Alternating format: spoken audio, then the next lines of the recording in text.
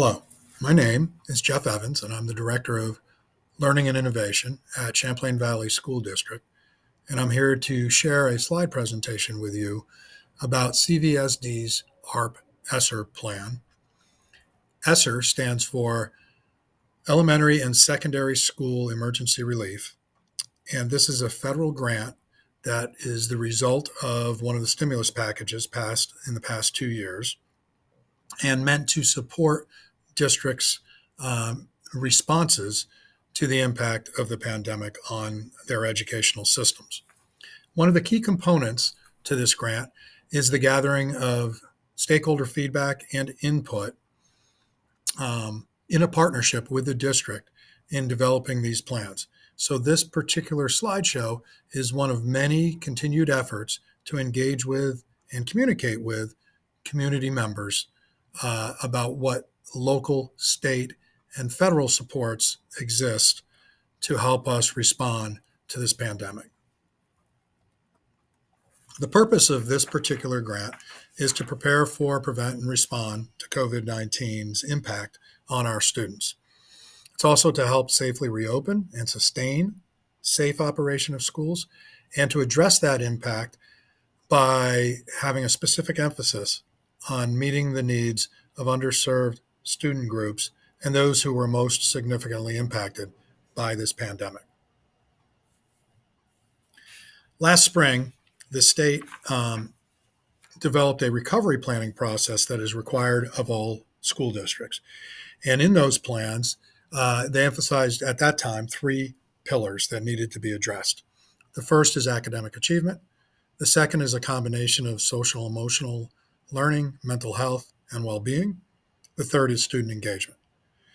Due to the continued challenges with the various variants of the virus, the state recognized the need for districts to still provide safe and healthy operations supports, such as nursing for contact tracing, masks, etc. And so they added this 4th pillar.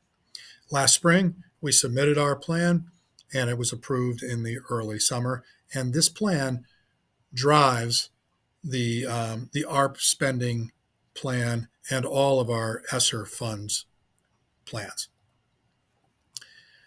That plan and many others can be found on our district website at cvsdvt.org, but I want to draw your attention to one in particular. While this slideshow is a summary and an overview of our intentions for this particular grant, a far more detailed description of that exists in our public plan for ARP ESSER. So in that spending template link, you'll find a much finer grain size and more details attached to some of the information I will provide in this presentation. That link will be live soon as we continue to work on some of the finer details. There have been several ESSER grants.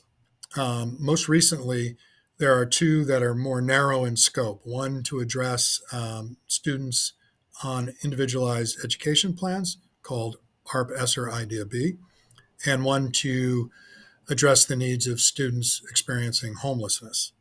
The other 3 ESSER grants is what I'll speak to a little bit right now. We took the mindset that ESSER 1 and ESSER 2 were for the purpose of surviving the pandemic. The reality was there were a number of things that we had to provide in order to stay open, in order to continue to provide instruction to all of our students amidst the pandemic. And so there were 2 ESSER funds, 1 and 2. You see the amounts there and their period of performance, how long they lasted. We used these 2 funds to largely address many of the things that we had to do last school year, and we still have a bit of ESSER 2 left that we are using to continue to support safe and healthy operations in this school year. The majority of the funding went towards a few investments, as you see here. The VLA was the Virtual Learning Academy, and that provided a virtual learning option to students and families, over 300 students who chose this option, about 25 to 30 faculty and staff members. Additionally, food service We were not eating in cafeterias for most of the year, and therefore there was a different level of packaging needed, um, preparation, delivery, and significant needs and expenses associated with food service deliveries. Also, tents and outdoor education requirements. Um, Nursing continues to be um, a need with all the contact tracing that we had to do and other nursing services that we must provide. And then you'll see some of the other investments. There is one other one I want to point out, which is that we used ESSER 2 funds to support a summer program, a pretty extensive summer program that was offered across all of our grade levels. Now it's time to talk a little bit about our ARP ESSER plan. Our allocation is this number here, $4,351,753. The period of performance is 3 years, as I mentioned earlier. So it's the beginning of this 21-22 school year until the end of, or until September of 24. Our district has 3,877 students. So if you take the total allocation and divide it by the 3 years to give you a yearly allocation, and then you divide that by the number of our students, it comes out to $374.15 per student per year, which means that's essential that we establish strategies that align with the recovery pillars, of course, but also support the student populations who have been most negatively impacted by the pandemic. So we developed a process where the district leadership team looked at the various surveys and ways in which we gathered stakeholder input, also met with each school leadership team, and then looked at what are the ways in which we are meeting the needs of students. If you look at this last bullet down here about interventions, it talks about specific populations of students and talks about the ones who were most disproportionately impacted by the COVID-19 pandemic.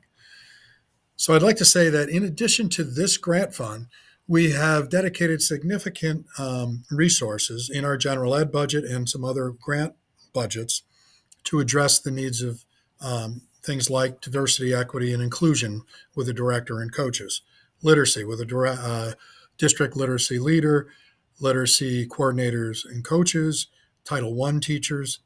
Same can be said for math in terms of coordination and coaching, and Title I for those schools who qualify. Many supports for students on IEPs through our special ed budget, and our English language learners supported in our general ed budget and through some other grant sources. And so ARP ESSER is a way to complement that. Okay, so let's talk about those strategies. The page, actually, I'll go back one page. This particular grant has a requirement that you dedicate 20% of the total funds to addressing the academic impact on lost instructional time, often referred to as learning loss. It lists here some examples, and as we go through, I'll identify which investment strategies are specific to this requirement. Okay, so here are the ones that, based on that stakeholder feedback and the conversations with leadership teams, the district team is putting forth as our plan. What you'll see here is a table. The first thing is adding faculty and staff to provide instructional support for the students with the most significant needs. And it is in the academic achievement pillar. It'll go for the period of the 3 years. And that amount allocated, it's important to understand that's spread out over 3 years. And that represents between 5 and 7 full-time teaching positions.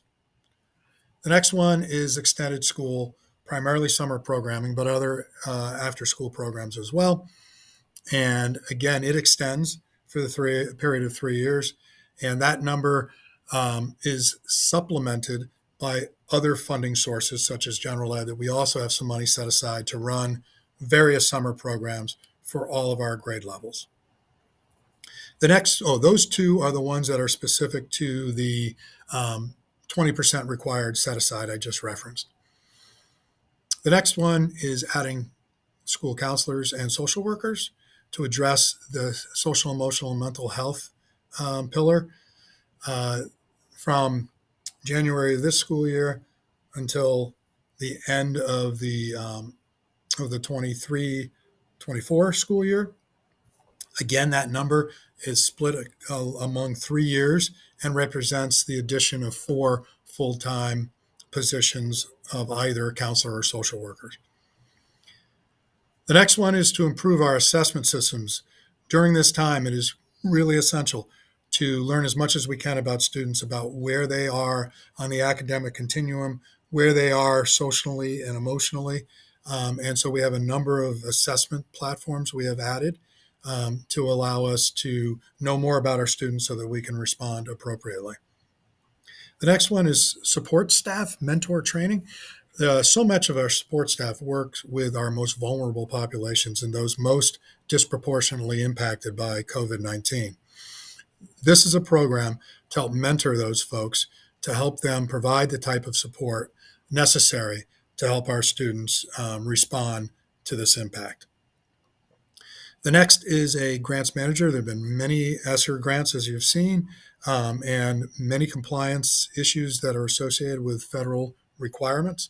And this is a person who would help manage the financial end of that. Then there's a remaining balance that is largely to be determined that can go towards a number of strategies that could include more safety and health operations pieces, like continued mitigation needs with masks, nursing, contact tracing, et cetera. More supports for historically marginalized student groups, maybe staff wellness. And so those are to be determined, and there's that chunk of money remaining that can be spread out over the life of the grant to address those. This is what it looks like in terms of distribution. You can see that the largest chunk would go towards adding teachers, and then the next would be towards social emotional pillar with counselors and social workers. A significant chunk dedicated to summer programming, and then some of the more ancillary investments. So now it's time to ask for your input. We'd like you to take this short survey. In addition to a few demographic questions, we're asking 3 essential questions. The first is, now that you've seen our thinking about how to use these funds to best support our students, what is your feedback about those proposed investments? The second piece is, of those, what are your highest priorities? And the third piece is, of the remaining to be determined strategies, what are your suggestions? And other suggestions you might have that we haven't necessarily addressed in this particular presentation. Thank you so much for taking the time to watch this presentation, and hopefully taking the time to provide more input as we continue to develop these grants and do the best we can to support our students and families recovering from this unprecedented experience over the past 2.5 years. Thank you.